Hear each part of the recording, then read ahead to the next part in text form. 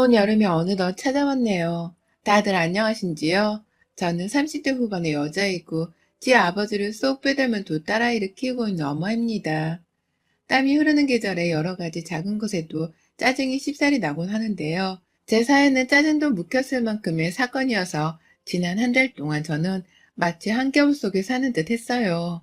한여름에 시리도록 아프게 만든 저의 사연을 그럼 시작해 볼게요. 저의 남편은 평범한 직장인입니다. 부군 공무원인 저와 함께 맞벌이로 살고 있고 벌어오는 월급을 잘 모아 살면서 딸들을 키우고 있었죠. 우리 부부한테 하나 특별한 것이 있었다면 바로 제가 남편보다 한 살 연상이라는 것이었는데요. 지금이야 세상 천지에 연상연하 커플이 너무 흔하기 때문에 애 어른들조차 별스럽지 않아 하지만 제가 결혼을 할 적만 하더라도 저희 친정 부모님이나 시부모님께서 너무나 고지식하셨답니다. 남자는 오빠여서 여자를 잘 돌봐줘야 하고 여자는 내내하며 고분거릴 수 있는 동생이어야 한다는 것을 머릿속에 꽉 박고 사시는 분들이셨죠. 그로 인해서 친정 부모님께서도 이 결혼을 해야 하냐며 고민을 많이 하셨고 저희 시부모님께서는 급기야 점집까지 가서 이 결혼을 해도 되냐며 허락을 받아내셨답니다. 뭐 점집에서 무당이 결혼해도 잘 먹고 잘 살 거라는 말을 해줘서 저희 부부가 지금 결혼해서 애 낳고 잘 살고 있는 거겠죠. 하지만 그 당시만 해도 이렇게까지 결혼을 해야 하나 싶어서 머릿속도 하얘지고 불쾌함은 정말 하늘을 찔렀었죠. 내가 싫으면 싫다 말을 할 것이지 겨우 나이 하나 때문에 여기저기 나를 민망스럽게 만드시나 싶어서 정말 불쾌했습니다. 그런데 남편의 집안 사정을 좀 더 들여다보니 시부모님이 왜 연상인 여자와 결혼을 안 시키려고 하셨는지에 대해서 알겠더라고요. 이해를 하는 건 아니었지만 그 마음을 아주 조금은 알아챌 수 있었어요. 바로 남편의 형제들 때문이었습니다. 결혼 전부터 알고는 있었다만 시집으로 와보니 남편에게는 누나가 셋, 그리고 형이 하나 있었습니다. 저희 남편이 이 집안의 막내 아들이었던 것이었죠. 남편의 성격이 상당히 온순하고 또 화를 잘 내지 않는 편이었어요. 저를 잘 챙겨주고 애정 표현을 많이 하던 모습이 배우자로서 마음에 들어 결혼을 하겠다고 마음먹었습니다.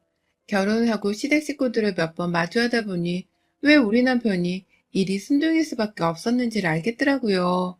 시누이들과 아주버님의 성격이 정말 하늘을 찌를 듯 세셨던 겁니다. 무슨 말 한마디를 하더라도 목소리의 데시벨이 확 높아져서는 옆에서 누가 스피커를 켜놓은 듯이 짜랑짜랑 울려 퍼졌어요. 정작 그 자식들을 낳은 시부모님조차도 자기 자식들이 말을 주고받을 때는 감히 껴들 생각을 하지 못하시더라고요.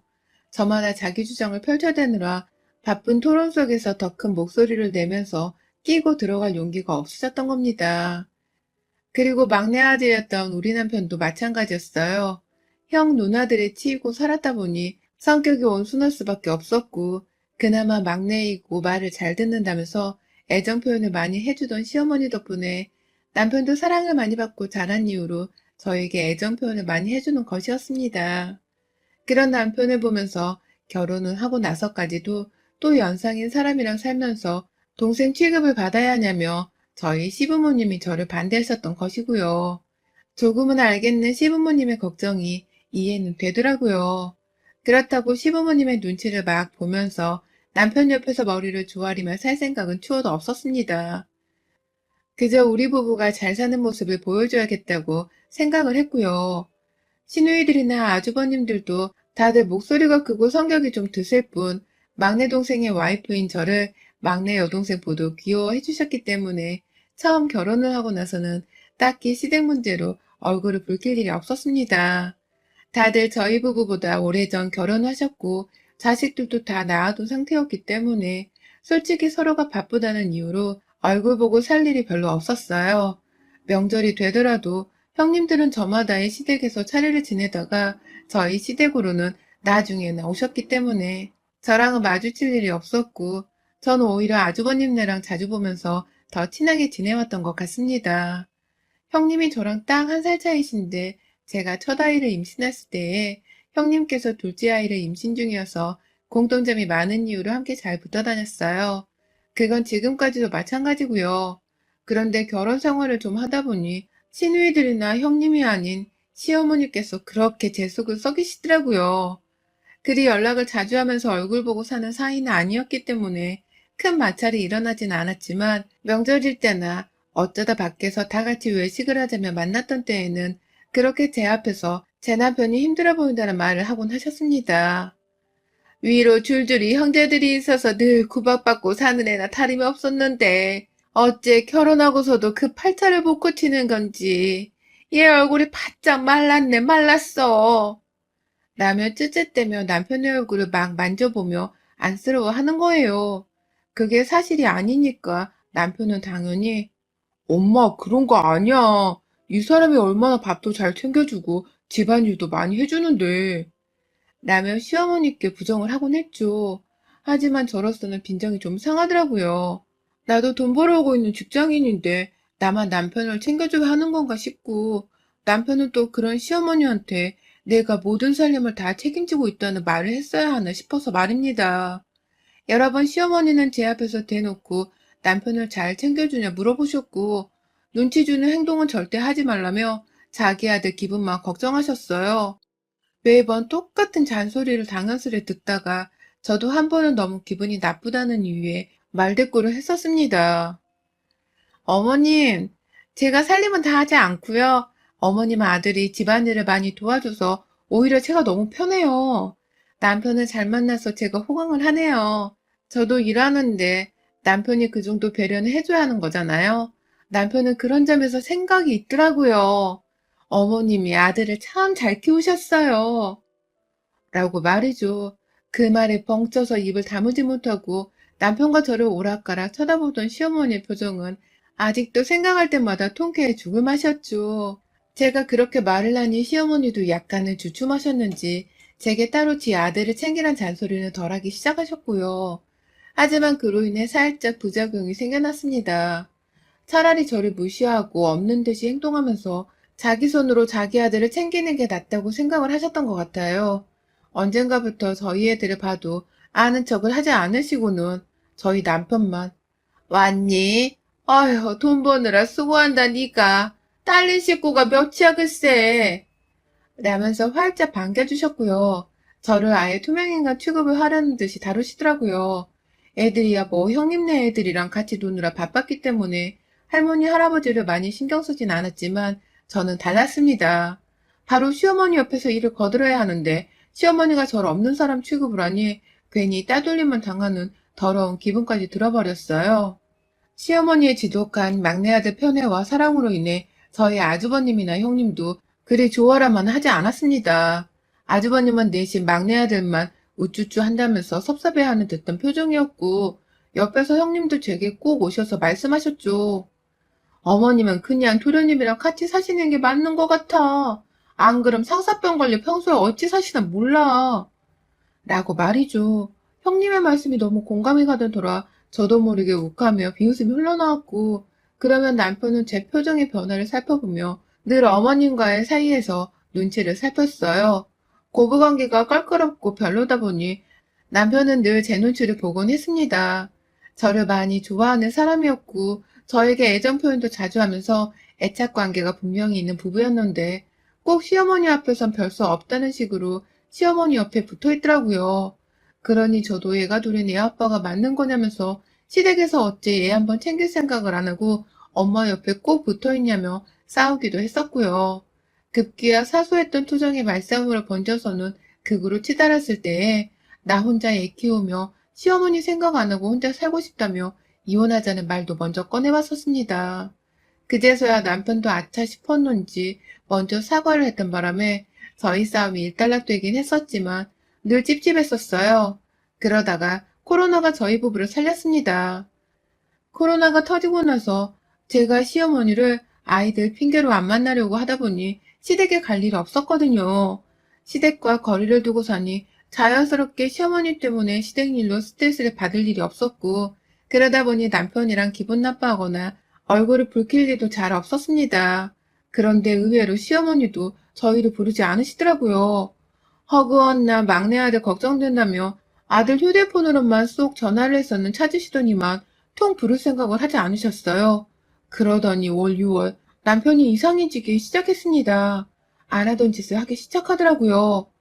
직장인 남편이 그간 잘 하지도 않던 야근을 갑자기 코로나 후폭풍 때문이라면서 열심히 해대기 시작했고, 집안에서도 내내 앉아보지 못한 채로 핸드폰을 손에서 놓지 못했어요. 왜 그렇게 불안해하냐며 혹시 회사에서 잘릴 대기 명단에 오르기라도 했냐면서 걱정이 되는 마음에 남편은 달래보고 어루만져 주려고도 해봤지만 소용없었습니다.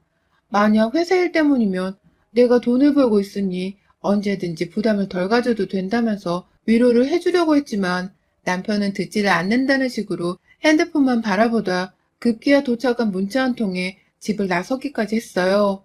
불안하고 겁이 나더라고요. 남편의 핸드폰으로 도착한 문자 소리에 저조차 긴장이 되었고 딸들과 마누라를 뒤도 돌아보지 않은 채 모른 척 집을 나서는 남편의 그 뒷모습을 본 순간 여자의 직감이랄까요? 남편이 바람을 피운다는 것을 알았습니다. 전과는 너무나 다른 집안에서의 행동들이 눈에 띄게 많아졌고 보란듯이 핸드폰을 보다가 연락 하나에 집을 나서는 남편에게서 가정에 더 이상 미련이 없음을 알 수 있었죠.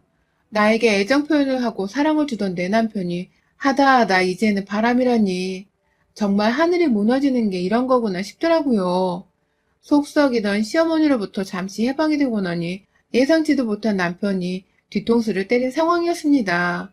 모든 걸 각오하겠다는 마음가짐으로 언젠가 남편이 자신의 바람을 털어놓길 기다렸어요.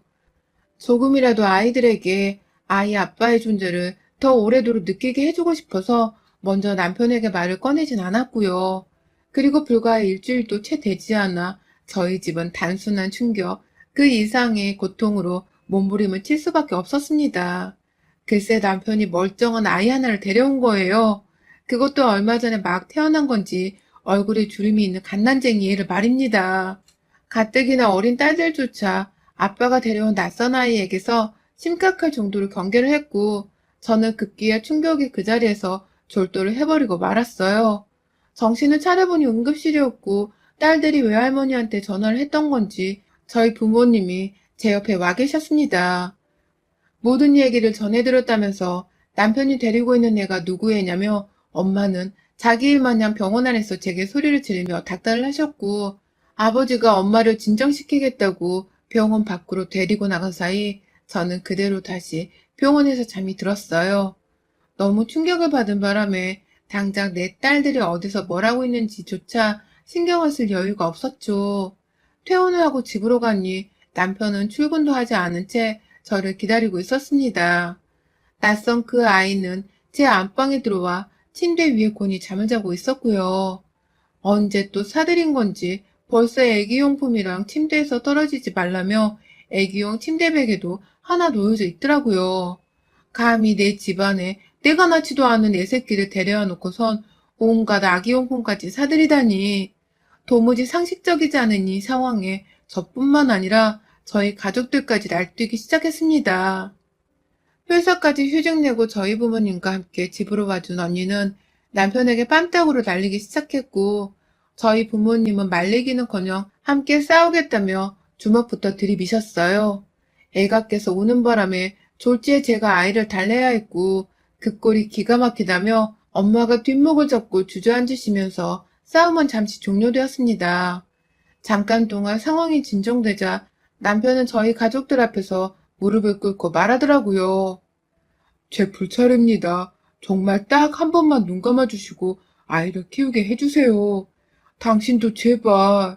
나 당신이랑 절대 못 헤어져. 내가 우리 애들 두고 어딜 가.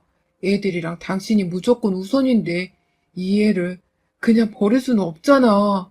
나도 정말 피치 못할 사정이 있었어. 라면서 애원을 하고 침을 질질 흘려가면서까지 오느라 허우적대는 남편의 말에 정말 말문이 턱 막혀버렸습니다.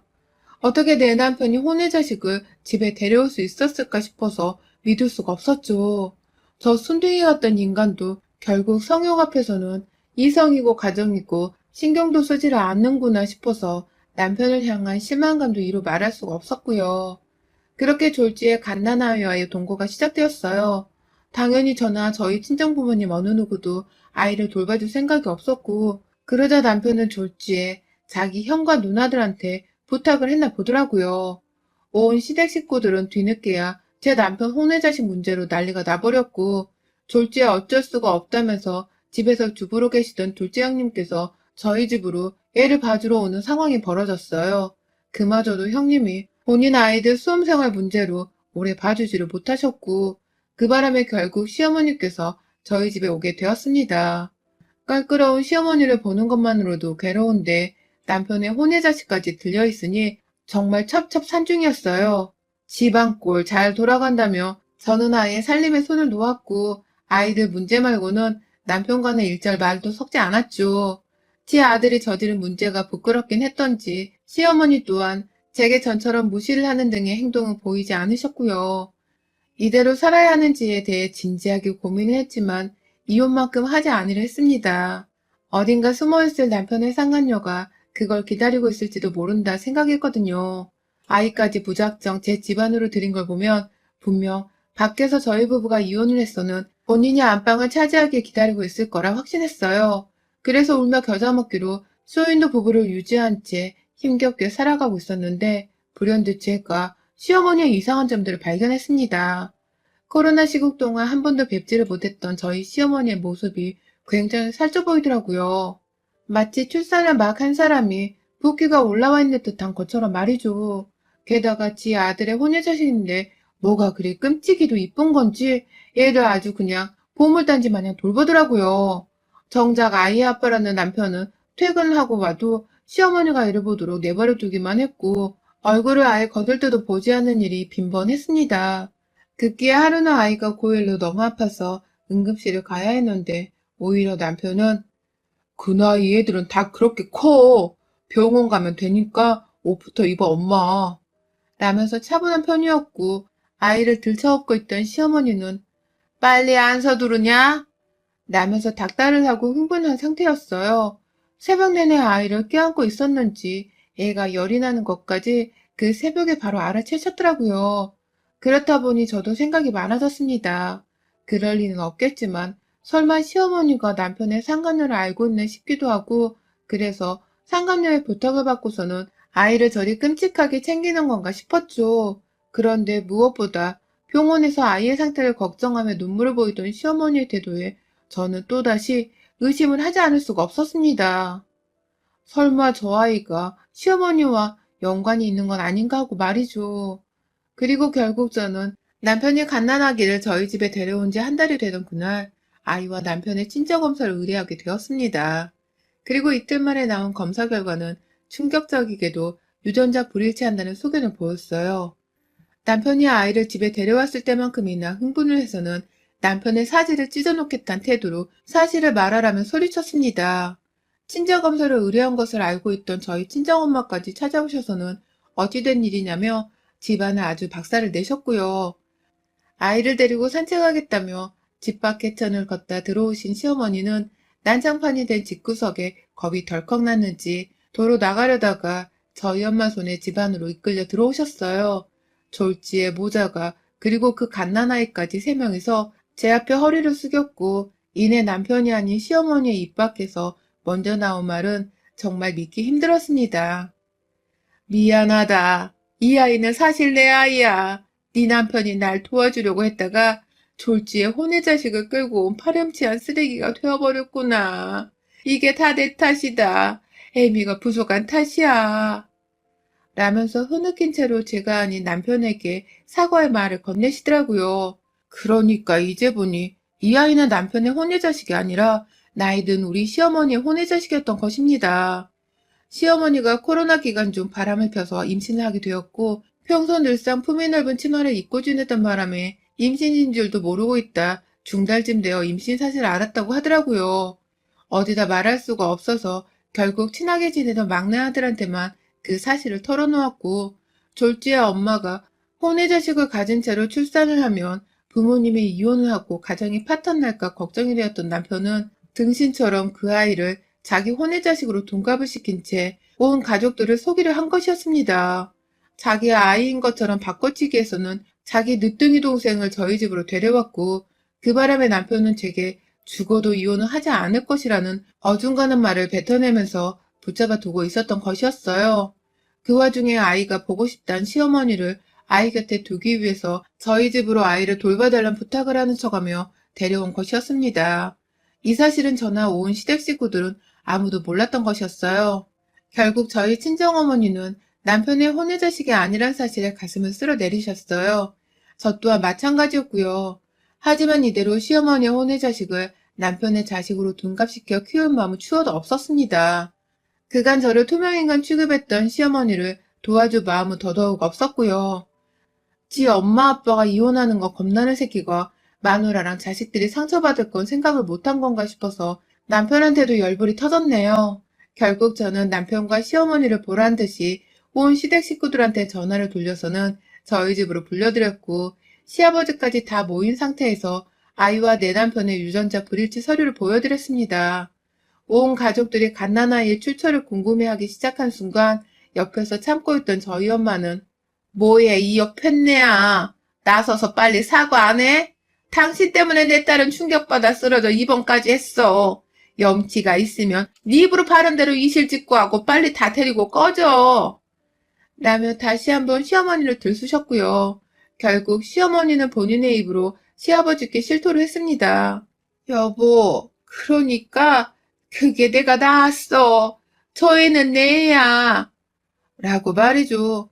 졸지에 저와 남편의 가정 문제가 시아버지와 시어머니의 문제로 바뀌었고 온 시댁 식구들이 시어머니를 향한 분노를 들끓다 못해 죄 없는 저희 집에서 물건을 던져가며 시어머니께 폭언을 던지기 시작했어요. 평소 목소리가 컸던 저희 형님들과 아주버님은 전쟁터를 방불케 하는 목소리 폭탄을 투하하며 시어머니를 입도 뻥끗 못하게 닥달하셨고 그제서야 제가 나서서는 온 시댁 식구들을 꼴도 보기 싫다며 내쫓았습니다. 내 집에서 당장 다 꺼지세요. 콩가루만도 못한 집구석 같으니라고. 도대체 나랑 내 딸들 무슨 죄입니까? 당신들 엄마 데리고 당장 나가요. 애 새끼도 데리고 나가. 이제 내 집구석에서 네 자식 뒤치다거리게 할 생각은 꿈도 꾸지 마. 라며 애를 안고 있던 시어머니를 등 떠밀듯 내쫓았어요. 그 바람에 시어머니께 할 욕이 더 남아있던 시댁 식구들은 자연스레 우르르 시어머니를 따라 집을 나갔고요. 그날 후 저희 시어머니는 시아버지께 이혼소송을 당하셨습니다. 그 나이에 재산분할 소송에 위자료 소송까지 당해서는 그야말로 빈털터리가 되어선 아이랑 단둘이 맨몸으로 쫓겨나셨죠. 남편은 내내 자기 엄마의 치부를 끝까지 숨기지 못했다며 자책을 하다가도 남의 자식을 내 손으로 키우게 만들려 했냐면서 제가 이혼을 들먹이며 시부모님 따라 이혼을 하려고 하니 그제서야 시어머니 문제에 대해서는 입을 꾹 다물더라고요. 결국 시부모님이 이혼을 하시고 다른 형제들까지 모조리 다 시어머니를 욕보이니 남편 본인도 점점 시어머니의 아이 문제에는 뒷짐을 지기 시작했고요. 최근에 들어보니 형제들끼리 어쩔 수 없다면서 돈 20만 원씩을 모아다가 다달이 시어머니께 용돈으로 드리기 시작했다고 하더군요. 시어머니는 그 돈에 정부에서 나오는 지원금까지 더해서는 혼자 독립해 애를 키우며 살고 계시고요. 간간히 시어머니 아이를 보기 위해서 시어머니 사시는 자취방으로 찾아가는 남편의 뒤를 쫓아가 본 적도 있었습니다.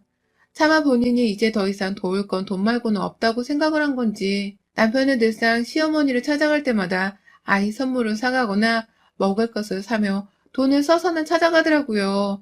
그 꼴을 보니 저도 다시금 화가 나기 시작했습니다. 그래서 전 혹여나 남편이 그 늦둥이 동생이 대학을 갈 때 대학 입학금에 등록금까지 보태준다고 나설까봐 남편과 이혼하지 않는 대신에 모든 우리 부부의 재산 명의를 제 앞으로 돌리는 데 합의를 했습니다. 남편 명의로 되어 있던 지금 사는 아파트에 남편과 제가 각자 타고 다니는 차량, 그리고 그 밖에 남편이 월급을 받고 있는 통장까지 싹 다 제 명의 혹은 제 손 안에 들어와 관리되고 있는 중입니다. 그 아기의 길을 내 집안에서 혹은 내 귀 앞에서 입 밖으로 꺼내기라도 하면 가차없이 이혼하고 빈털터리로 나가 네 동생을 직접 돌보라며 변호사 끼고서 각서까지 썼고요. 아슬아슬한 줄타기를 유지 중인 저희 부부지만 그래도 당장 내 집안에서 남편의 혼외자식인 줄 알았던 아기가 사라져 얼마나 가슴을 쓸어내리며 사는 중인지 모릅니다. 남편 자식이 아니라 천만다행이지만 혹여나 내 남편에게 잘 키워주려고 도움의 손길을 뻗지는 않을까 싶은 마음에 정말 눈에 불을 켜고 남편의 카드 내역을 살펴보며 지내고 있어요. 이게 사는 건가 싶고 이렇게 계속 살아도 되나 싶지만 이제 모든 재산 명의는 제 것이니까 미래에 대한 큰 불안감은 없습니다.